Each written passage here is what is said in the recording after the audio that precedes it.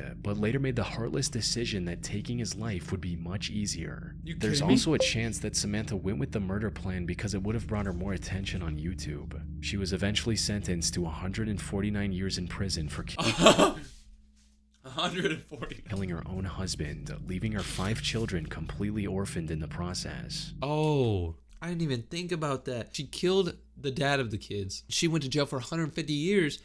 The kids all had to get new families. Hopefully they found good families. All that. Wow. She's messed up. I hate her.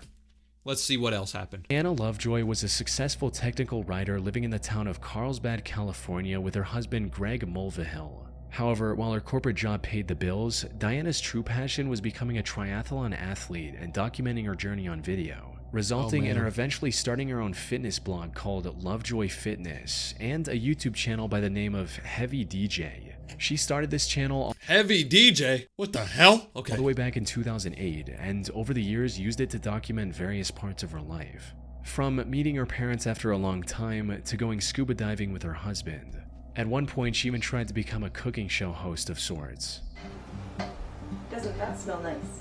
Unfortunately, her channel never really took off, forcing her to eventually cut her losses and move on with her life in March of 2012. Or at least that's what it looked like from the outside. In reality, Diana's reason for abandoning her YouTube channel was kind of wholesome.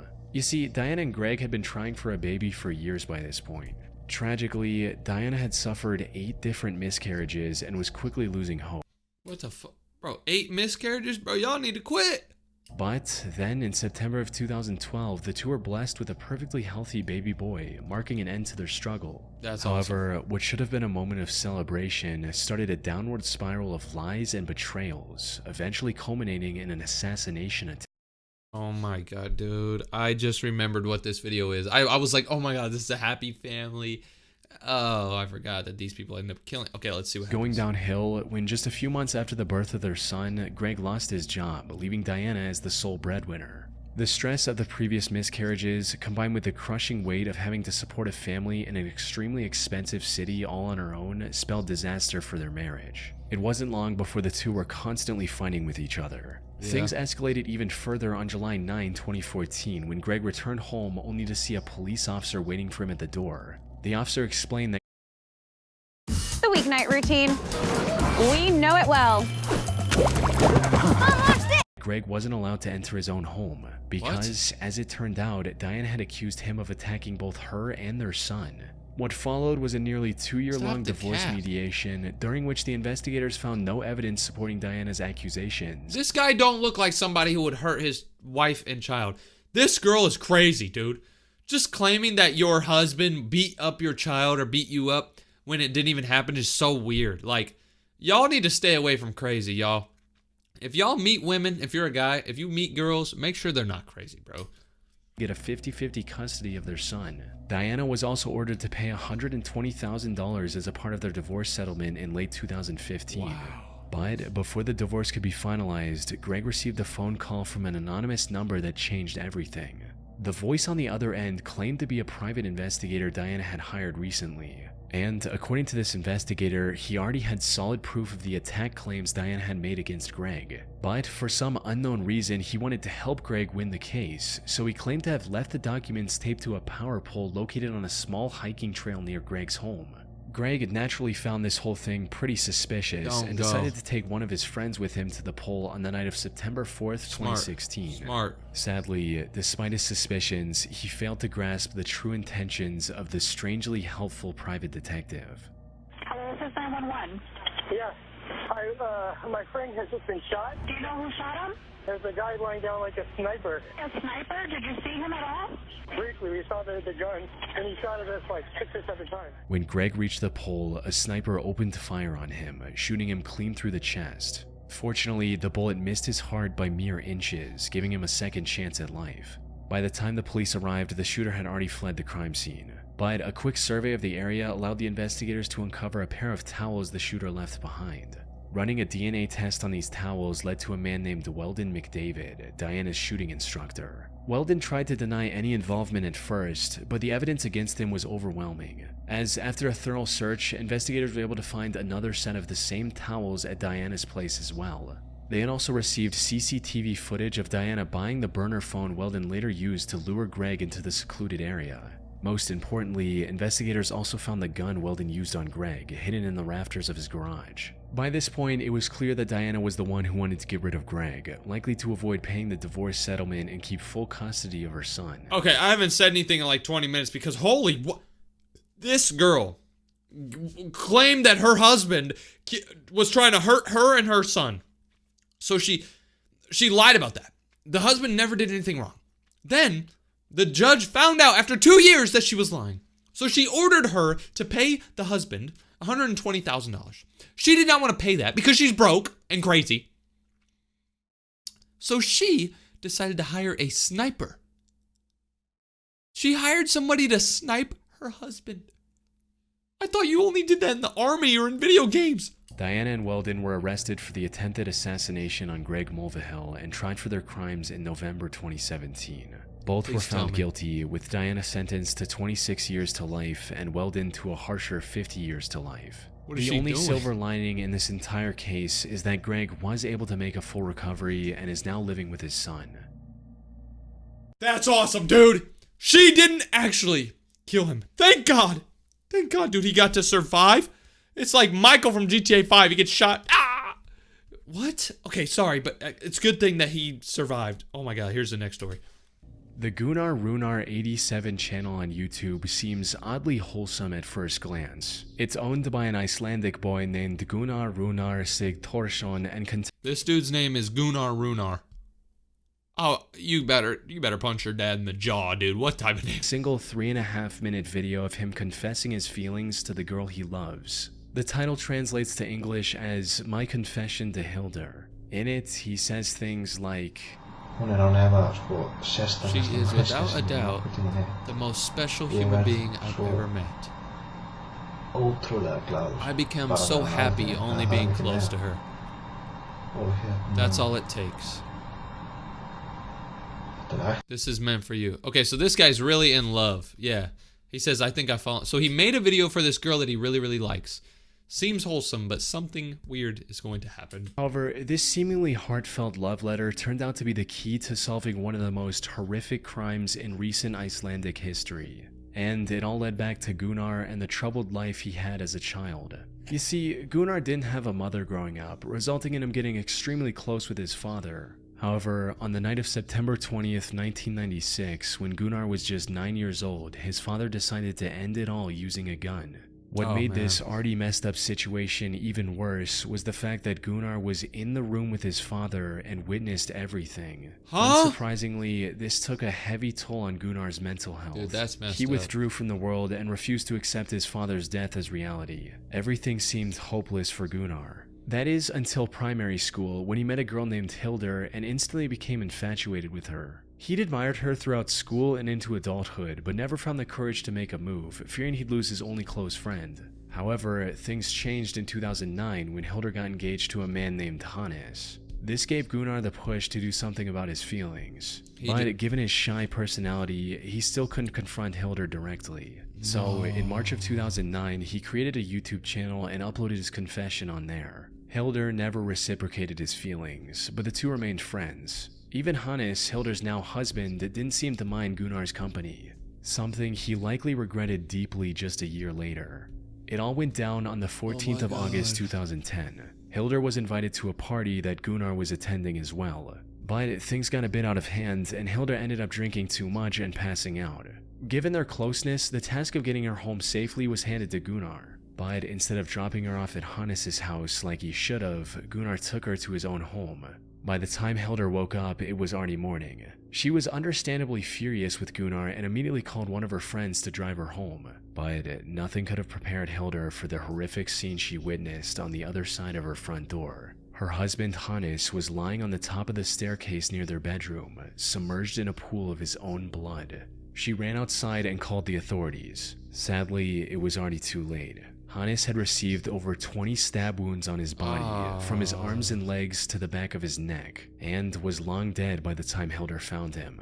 Given his condition, his death was ruled a homicide and investigators wasted no time in looking for the killer. And while they initially We know who suspected it one of is. his business rivals of committing this horrific crime, it didn't take long for investigators to find Gunnar's video confession to Hildur and bring him in for questioning. Gunnar denied knowing anything about it and was eventually let go due to lack of evidence. Fortunately, not all hope was lost, because not long after that, investigators found a bloody shoe print next to Hannes's bed. Looking deeper into this print revealed that it belonged to a pair of limited edition Adidas shoes. At the time, there were only 18 of these specific shoes in all of Iceland. Wow. And Gunnar just so happened to own one of these pairs. Yep, you're This caught. was enough evidence to detain him once again. This also gave investigators the authority to do a thorough search of his belongings, resulting in them finding residue of Hannes's blood on his shoes, as well Oh as in my his car. gosh. Once presented with this evidence, Gunnar confessed to the murder. He also revealed that he'd been planning it for months, and even shoplifted the items he intended to use to avoid purchase records linking back to him. And while he didn't admit to it, Hildur also suspected him of spiking her drink that night, since she usually never passed out like that. After committing the crime, he also drove to a nearby pier and dumped items used in the crime into the sea to get rid of any evidence. It was a well thought out plan, since he was only caught because the garbage bag he used to hide his shoe prints tore open as he walked. As for his motive, it was just as everyone had expected, with him making it clear during the investigation, stating, "I loved Hildur. She was supposed to be with me. She was not supposed to be with him." Surprisingly, he was Yeah, found right. not guilty during his first trial on March 1, 2011 by reason of insanity stemming from his messed up childhood. However, the prosecution argued that he was fully aware of his actions and escalated the case to the Supreme Court of Iceland. Not guilty? Gunnar was found guilty on this second trial and was sentenced to 16 years in prison. 16? This was already lenient given the brutality of his crime, yet he ended up 16? serving only half of that sentence as well. He was released under supervision in July 2019 and now works at a local warehouse. He killed somebody. He stabbed somebody and now he's out. Bro, this is his channel right here. Oh man, this is weird, bro. He posted this 16 years ago. This is the literal video. Hi. Dette er min bandyr. Oh, he doesn't even speak English, but oh my gosh, dude, look at the comments. People are like, bro, who's here from this? The fact that he's even allowed to walk free is mind-boggling. He should have been given the death penalty. Dude, that's facts, bro. This is insane, bro. Don't compromise quality insurance for savings or your time for this ad. Hit that skip button. Or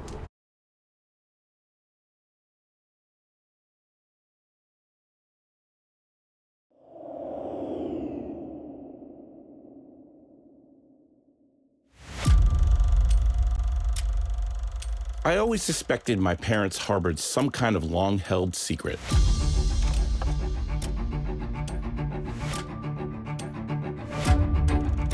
One hidden far behind the lenses of the cameras that immortalize these images.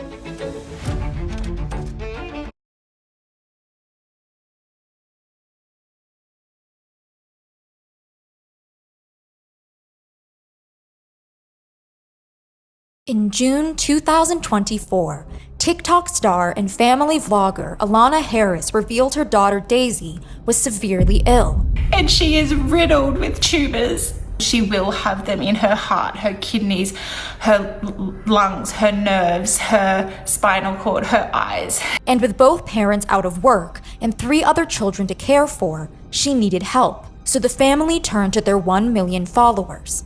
And they listened, pouring in thousands of dollars in donations without question. But not everything was as it seemed. Right now, you are under arrest. You have the right to remain silent. Alana Harris didn't just deceive her followers. There are no words to describe just how repulsive offences of this nature are. There is no excuse for hurting a child.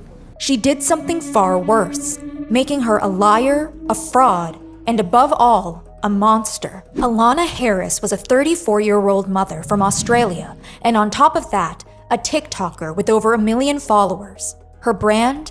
Relatable parenting and the strength of motherhood in heartbreaking circumstances. See, Alana built her platform documenting her life with her husband Brock Harris and their 4 children, the youngest being Daisy, whose first year of life was already marked by a series of hospitalizations. This is our second ambulance transfer in the last couple of days, but Daisy girl is currently asleep. She is really not doing too well. She's given us so many scares. Yes, Daisy suffered from several health issues, including epilepsy and infantile spasms, as well as cortical dysplasia, an issue in brain development, and encephalopathy. This, however, wasn't the first time tragedy had struck the Harris household. Alana and Brock's eldest daughter had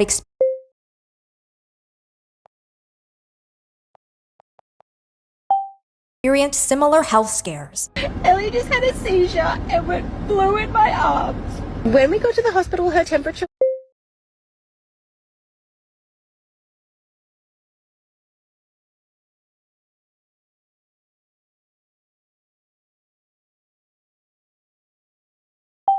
still over 40 degrees, and it didn't come down for like several hours. She was so hot and sweaty, but she just wanted to cuddle us. And their first child, Lily, was stillborn, another subject she didn't shy away from on her TikTok. Even Alana had health issues, stage 5 chronic kidney disease to be precise. However, according to the Momfluencer, she was saved by the power of God. In that moment, as Pastor John prayed, I could feel the presence of God working inside me. The next day, I went straight to the doctors to get tested and was tested again at hospital the next night. And my kidneys function had raised from 7% to 33%. To this day, it's slowly getting better and better each time, and I strongly believe that through the healing power of God, I will not need to get a kidney transplant. Daisy's health, however, only continued to deteriorate. In June 2024, Daisy was diagnosed with a rare genetic condition called tuberous sclerosis, or TSC, that causes non-cancerous tumors to grow in the brain and on other vital organs. But while thousands of followers rallied behind Alana during this difficult time, some viewers couldn't help feeling that something was off.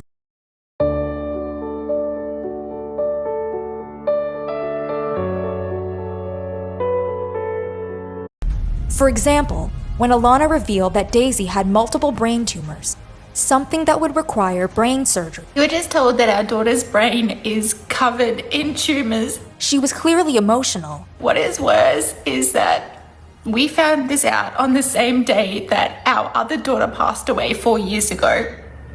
I don't know whether that's like Lily saying that she's here with us, or if it's just a really day. And then suddenly... But I need a coffee, so let's make a coffee together. I also don't have a coffee machine, and I really need a new coffee. Like, I really need a real coffee right now, but I've just got the stick ones. Yes, Alana went from discussing her stillborn daughter to her morning beverage like it was nothing. And this didn't escape viewers' notice.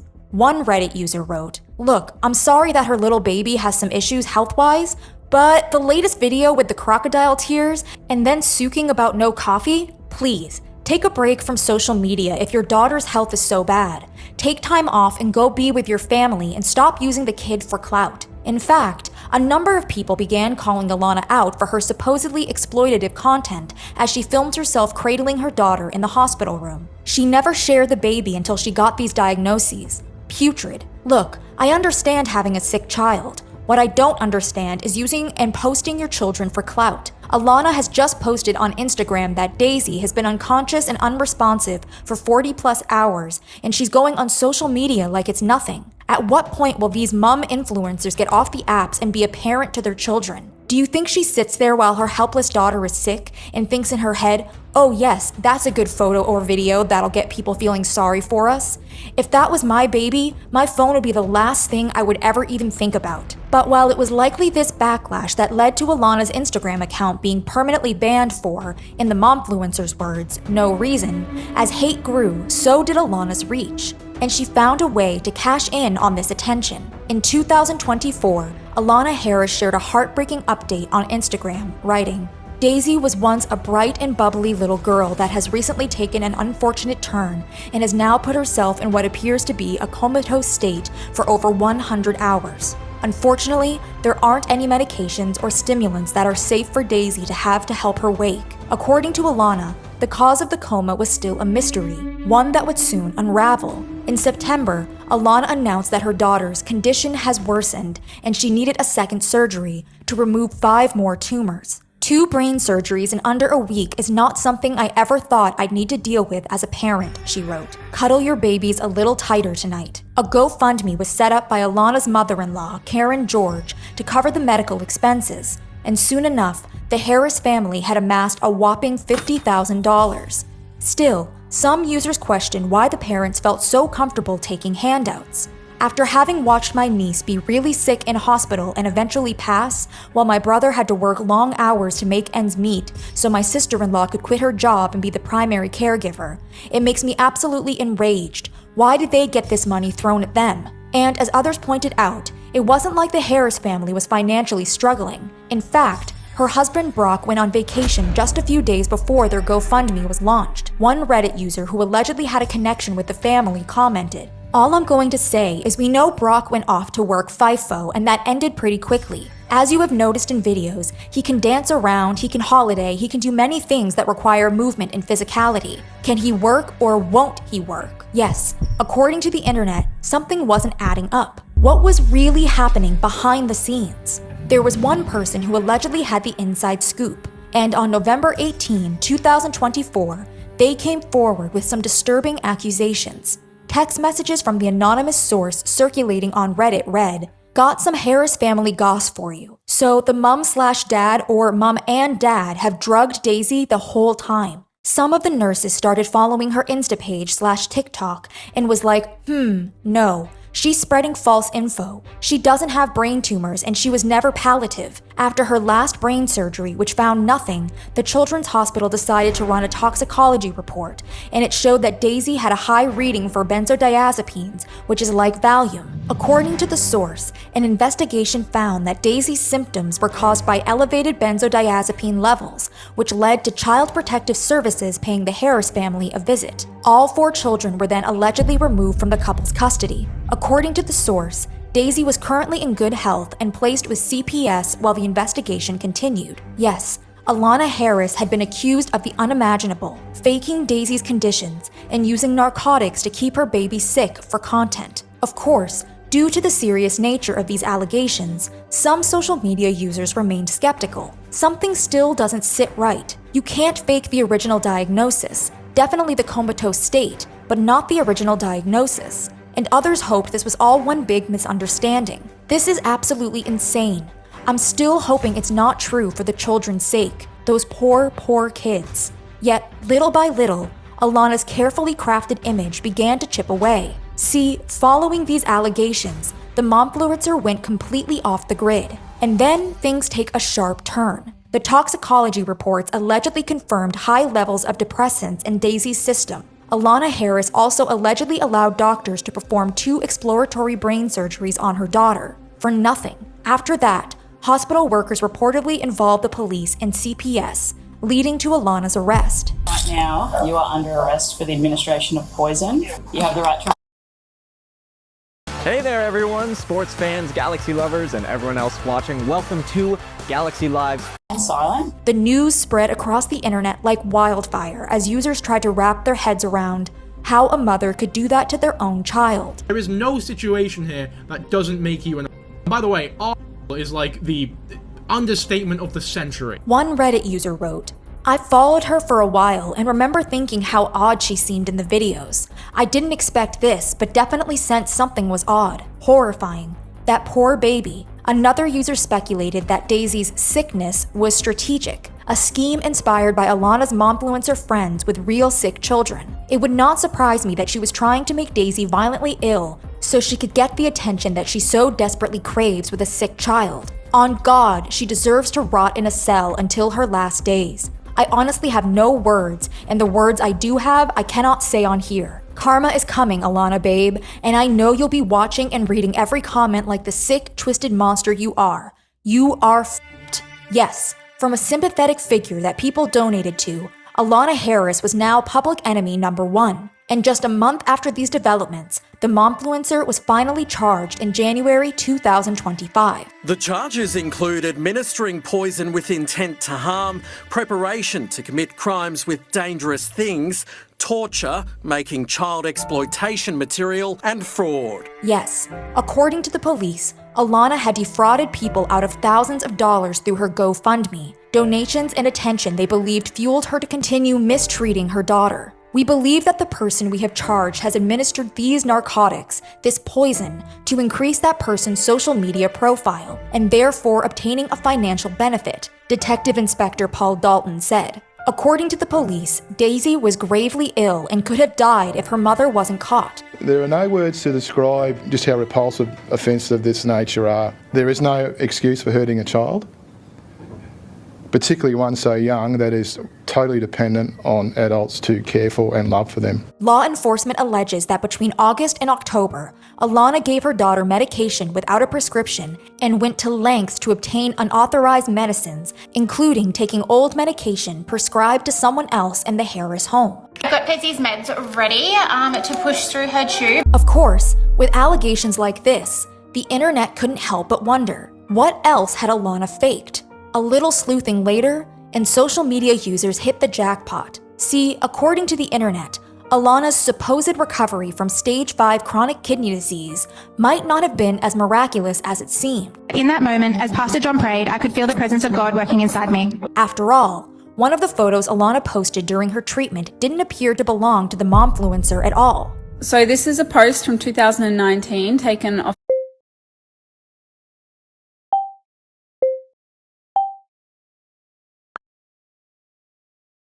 Alana's Facebook. Let me show you what I found. This beautiful lady, I'm guessing her name is Nick, posted this same photo of the needle 2018 and her caption nearly identical. But why would Alana claim she was healed if she was never sick? Well, the internet had a theory. The answer is that she got pregnant and she had to have a way out to say like, hey, I'm healed. Yes, since the odds of getting pregnant on dialysis are extremely low, social media users speculated everything from the disease to being healed by her pastor was a lie. And at this point, the internet had no sympathy, only outrage. Ban all family vlog channels / YouTube channels that use kids to entertain.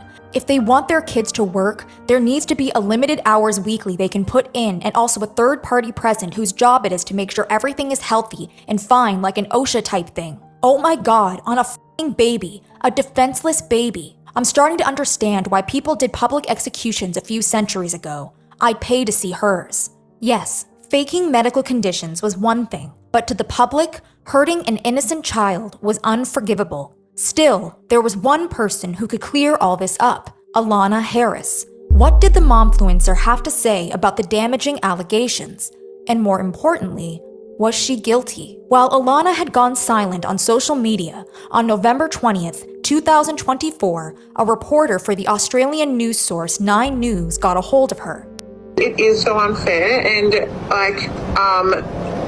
it's getting addressed at the moment with the proper counsel. I can't speak too much. I will get my lawyer to contact you, Bailey. I do really appreciate the call, but...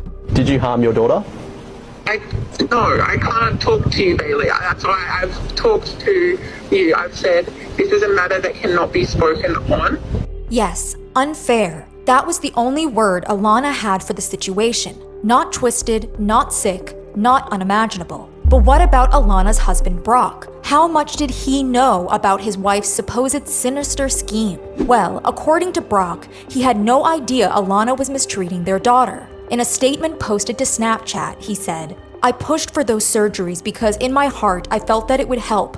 I didn't realize Daisy was being the entire time, causing her symptoms to be what they are." Brock insisted that while he wasn't everybody's cup of tea, he was a good father who protected his children. Only in this situation, he had failed. "I should have done better for them. I'm sorry I couldn't protect Daisy the way I should have," he wrote. According to Brock, he no longer had custody of his children, as police were currently investigating his role in the alleged crime. "On everything I have ever known and ever loved, I had no idea what Alana was doing," he continued. "Alana, you're an absolute monster. You win. To all 4 of my beautiful, beautiful children, I love you so dearly. I'm so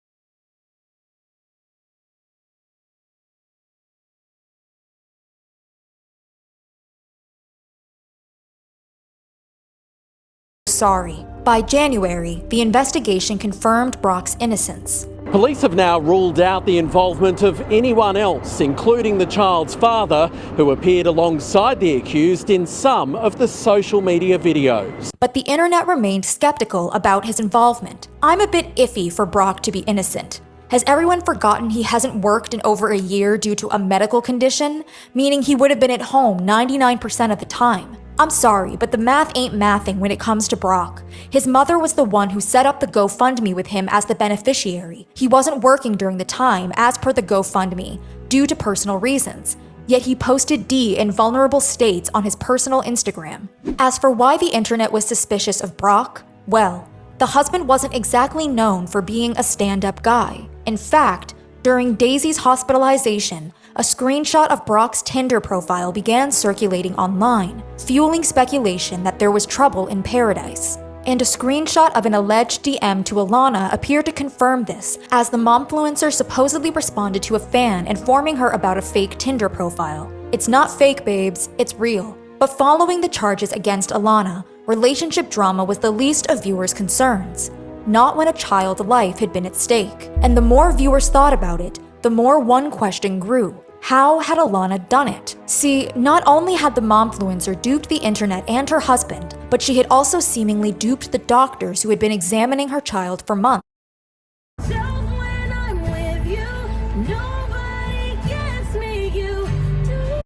One Reddit user pointed out, the TSC, tuberous sclerosis complex, is not something you can fake. It is generally visible under the skin with a type of light that shows the tumor-like objects under the skin, in the eyes, etc. The doctors would also be ordering an MRI, which would also confirm or deny the existence of TSC on the brain, where it normally appears. The seizures too and infantile spasms also would not be able to be faked. There is a very clear EEG pattern that distinguishes a child in this state. Another user questioned, no doctors did blood work that would have shown the benzos before they gave an infant 2 brain surgeries? Naturally, these oversights begged the questions. Had the doctors also failed to protect Daisy Harris? Well, maybe not. See, the investigation revealed that Daisy was diagnosed with tuberous sclerosis, which led to the baby developing benign tumors. And while Daisy was initially given medication for the disorder, when it seemed like the medication was triggering seizures, the medication was stopped, or at least that's what doctors believed. Bank records, however, revealed that Alana bought the medication 3 more times.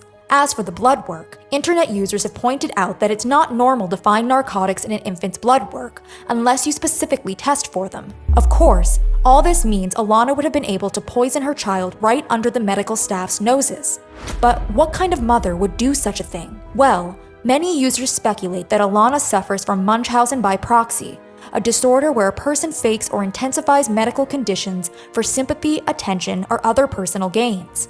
As many have pointed out, she looked almost giddy in photos and videos taken when Daisy was sick. In fact, Alana even had a smile on her face after her stillbirth. The biggest red flag for me when looking at these photos is the smile on Alana's face.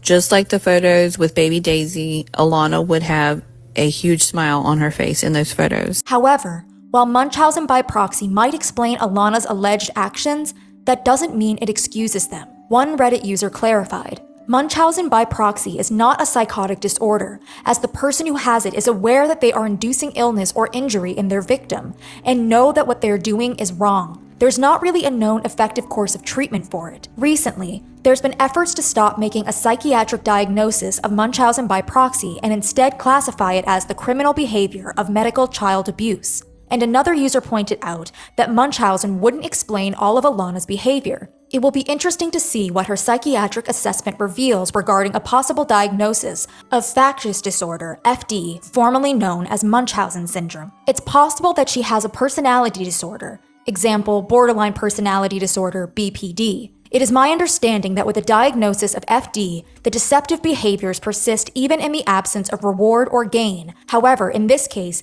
it almost feels as though the financial and attention gain drove the behavior from the beginning. Her legal team might have a hard time proving this was due to a diagnosis of FD, as opposed to another mental health diagnosis, example, BPD. But regardless of what Alana suffered from, internet users were in agreement. If found guilty, she should be punished for her crime. She is 100% responsible. What? Being mentally ill does not excuse your actions. Yes, she deserves jail time. They are still responsible for their actions. Being mentally ill does not excuse the suffering you cause others. You are responsible no matter your diagnosis. I say this as a mental health professional and someone with mental illness. Not an excuse ever. After being charged, Alana applied for bail, which the judge granted her weeks later. The court's made a decision in relation to the bail application. The bail application was successful. His reasoning? Bail could only be denied to people who were an active threat to themselves or others. And since Alana's only contact with Daisy would be through video call, as she wasn't allowed within 100 meters of her daughter, and her visitations with her other children had to be supervised, the judge believed the momfluencer was of no danger. He clarified, the alleged conduct is clearly offensive to any right-thinking person, but the community anger triggered by the allegations is not directly relevant to the question of the bail. But the public wasn't satisfied with this decision. Oh my God, I am literally shaking. The Australian justice system is absolutely f***ed. I'm so upset and actually quite embarrassed to be an Australian right now. How can someone be granted bail when they literally tortured and poisoned their baby? Oh my God. This, however, wasn't the only jaw-dropping moment to come from the bail hearing. See, some new unsettling details involving the case were also discussed. The most chilling being, the woman was caught on CCTV allegedly administering